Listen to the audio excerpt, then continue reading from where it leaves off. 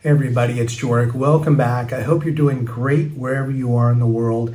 Today I wanted to talk a little bit about what may be the positives of potential NHR changes. And I know if you're watching this video, you're going to go, what are you talking about? There are no positives. If the NHR goes away or changes, that screws up my plans for Portugal. Hear me out. In a little over 2 years of doing expat consulting now, most of the conversations have been around, how great Portugal is when it comes from history, culture, the healthcare, the safety aspect of it, and the affordability. Outside of, let's say, Lisbon real estate and some other places, it's a pretty affordable place to live. But with this potential change coming up, and at the publishing of this video, we'll be about a week away from what will be the decision made on the NHR tax program. I've been on some conference calls recently with some would-be clients that are not going to be clients because they're not going to choose Portugal. They're looking at Spain, France, Italy, Greece, Malta, some other places, or they're looking to stay home, wherever home is.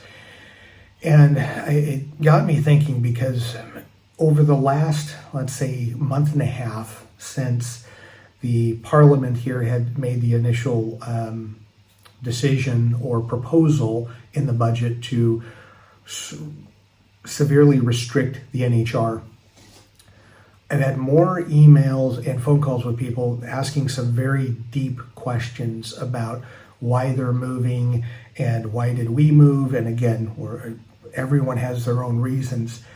But I think there's a general theme just in the last 6 weeks, and more people are asking themselves a central question.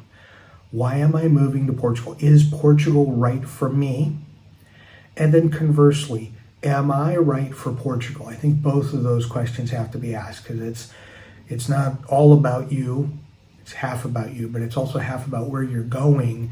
And where I'm going with that is when I see comments on a lot of things that I do, as well as other Portugal content creators produce, if you don't want to be in Portugal, get out. You're choosing to be here, and it's true. You're making that choice. But I think more people are doing more research.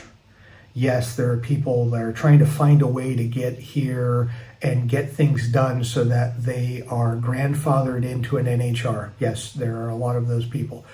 But there's also a lot of people that want to be here in Portugal, and regardless of the NHR, are going to make that decision. And then there's also, I think most of the clients that I've worked with they're not all in on Portugal. Portugal is in the top 3 of a few countries that they're interested in. And I think the good thing is, I think this is in my opinion, that let's say the NHR is published the way it was proposed in October, with some changes, some nuances that have come through recently. And if that's the case, so that in 2024, moving forward, you don't really have that opportunity unless you're in a couple of narrow professions. It will really make sure, I think to some degree, or help ensure that if you want to be in Portugal, you're really wanting to be in Portugal. You're here because you want to be in this country. You want to get immersed in this culture, whether it be the language, the food, the history, you name it. You're here because you want to be here, not necessarily because you want to be able to get the tax break. And, it's nice, Portugal's nice, but I'm really here because of the tax break. And that's not a knock or a criticism, because so a lot of people, Portugal offered a 10-year tax break. And up until recently, a lot of people came here for that opportunity and that advantage. Can't begrudge them. The government put that out there. So why not take advantage of that? But what I'm finding is that there are a number of people, when I say a number, probably over 20 now, just in the last 6 weeks, that are looking at Greece, Malta, some countries that haven't necessarily changed their incentives for foreigners, whether it be tax incentives or things like that. Their immigration policies, I don't think have changed. But there are people that, again, Portugal is nice, they were thinking about it, but they weren't really necessarily all in. And maybe going forward, depending on how this plays out, in a week I might make a video and it's a completely different story from me. But if this goes through the NHR the way we think it is, maybe the people coming to Portugal will be ones that are really, really interested in being here and wanting to live, work, retire, start a business, you name it.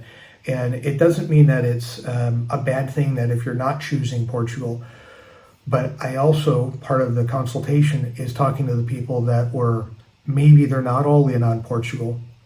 And what if you made a bad decision by moving here because, well, I'm just here for the tax break. I could care less about Portugal.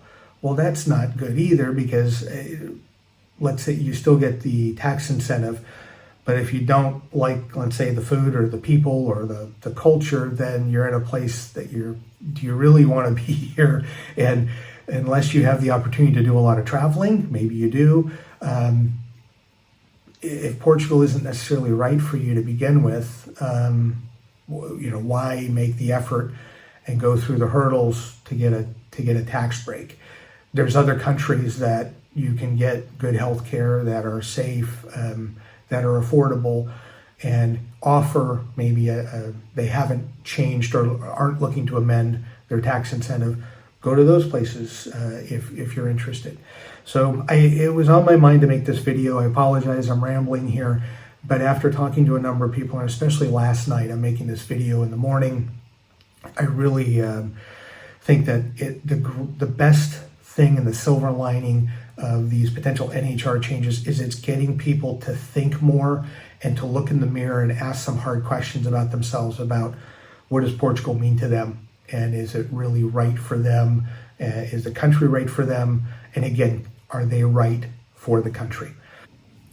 And I wanted to let everyone know, because we are about a week away from that NHR decision that will be in the 2024 Portugal budget, I will let you know as soon as I hear something and we have some concrete information. I've been trying to stay away from speculation, but if we have some concrete news, and when we do, I'll make sure I publish the video for you, so then that way, most of you, I think it's almost too late to be able to try to get going on things. I have to be honest with you, just because of what's going on in your home country, to be able to get things going.